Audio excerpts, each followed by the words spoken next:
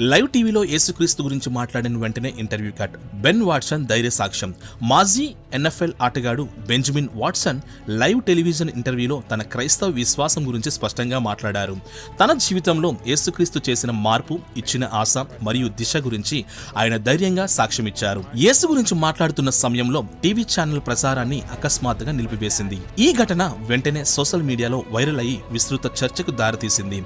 అనేక మంది విశ్వాసులు బెన్ వాట్సన్ ధైర్యాన్ని ప్రశంసిస్తూ మద్దతు ప్రకటించారు. కొందరు విమర్శకులు ఇది వ్యక్తి స్వేచ్ఛకు విఘాతం కాదా అనే ప్రశ్న లేవనెత్తారు. మరికొందరు మీడియాలో మతపరమైన వ్యాఖ్యలపై ఉన్న పరిమితుల గురించి చర్చ ప్రారంభించారు. బెన్ వాట్సన్ గతంలోనూ తన విశ్వాసాన్ని బహిరంగంగా ప్రకటిస్తున్న వ్యక్తిగా గుర్తింపు పొందారు. క్రీడా ప్రపంచంలోనూ విశ్వాసం గురించి ధైర్యంగా మాట్లాడే నాయకులు అవసరమని ఈ ఘటన మళ్లీ గుర్తు చేసింది. ఈ సంఘటన విశ్వాసం, మీడియా, వ్యక్తి స్వేచ్ఛ మధ్య ఉన్న సున్నిత సంబంధాన్ని ప్రపంచ దృష్టికి తీసుకువచ్చింది.